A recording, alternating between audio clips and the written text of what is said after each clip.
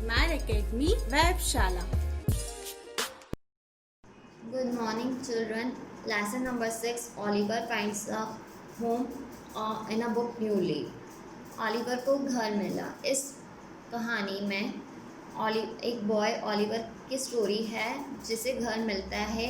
आइए देखें। Let's start reading. There were two ladies in the house. एक घर में दो लेडीज थी। One a stately older woman Mrs Maylie, the other Rose Maylie, a lovely girl of about 17 was her niece. एक impressive old woman थी Mrs Maylie और दूसरी उनकी ही भतीजी रोज मैली जो 17 ईयर्स ओल्ड थी। The two women followed doctor Losberne into the room where Oliver ले।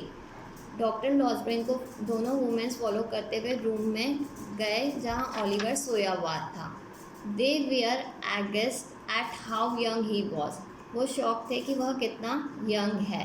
रोज Maylie bent over the boy and gently brushed his hair away from his face. Rose Maylie bent हुई boy की तरफ और उसके sir से face से बाल हटाए। How shocking said her aunt to think that this poor boy was the victim of robbers and house breakers. Aunt बोली कितनी शॉकिंग की बात है कि यह पुअर बॉय विक्टिम है रॉबर्स और हाउस ब्रेकर्स का। He is so young and fair added Rose. Rose ने कहा यह कितना यंग और फेयर है। Maybe he was never known a mother love. Maybe he was never had a home and family. शायद उसे अभी तक माँ का प्यार नहीं मिला। शायद उसके पास कोई घर और फैमिली नहीं है। Maybe he was forced into a life of crime because he was starving. शायद भूख के कारण उसे इस क्राइम में धकेला गया। We must think about this before we send him to a jail. हमें सोचना चाहिए उसे जेल में डालने से पहले। Oliver was very ill and weak from the loss of blood. Oliver बहुत ही बीमार था और वीक था ब्लड लॉस होने के कारण। But after several days of care by Rose, Mrs. Malley and Dr. Losbrain, he gradually improved. मगर कुछ दिनों में रोज मिसेस मैली और डॉक्टर लॉसब्रेन की केयर के बाद वह इम्प्रूव होने लगा। When some of his strength returned, he told the Malleys about his past. जब वह ठीक हुआ या उसकी स्ट्रेंथ रिटर्न हुई तो उसने मैलीज को अपने पास्ट के बारे में बताया। रोज वैप बिटरली। रोज जोर से रोने लगी। We must do something to help the boy. Rose begged her aunt. Rose ने रिक्वेस्ट की कि हमें बच्चे के लिए कुछ करना चाहिए। Yes we must said Mrs Maylie. Mrs Maylie ने कहा हाँ हमें करना चाहिए। Turning to doctor Losberne she asked can you do something. वो डॉक्टर लॉसब्रेन की तरफ टर्न करके उनसे पूछा कि आप कुछ कर सकते हैं। Perhaps if we can convince the servants that they were mistaken when they identify the boy we can save him when the police comes. अगर हम सर्वेंट्स को कन्विंस कर लें कि उन्होंने बच्चे को पहचानने में गलती की है तो हम उसे सेव कर सकते हैं पुलिस से। The kind hearted doctor sent for the two servants.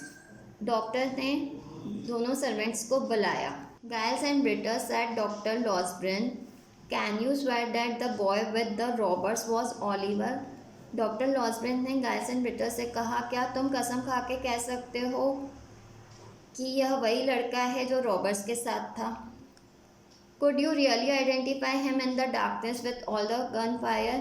क्या तुम पहचान सकते हो इसे अंधेरी रात और उस गन फायर में।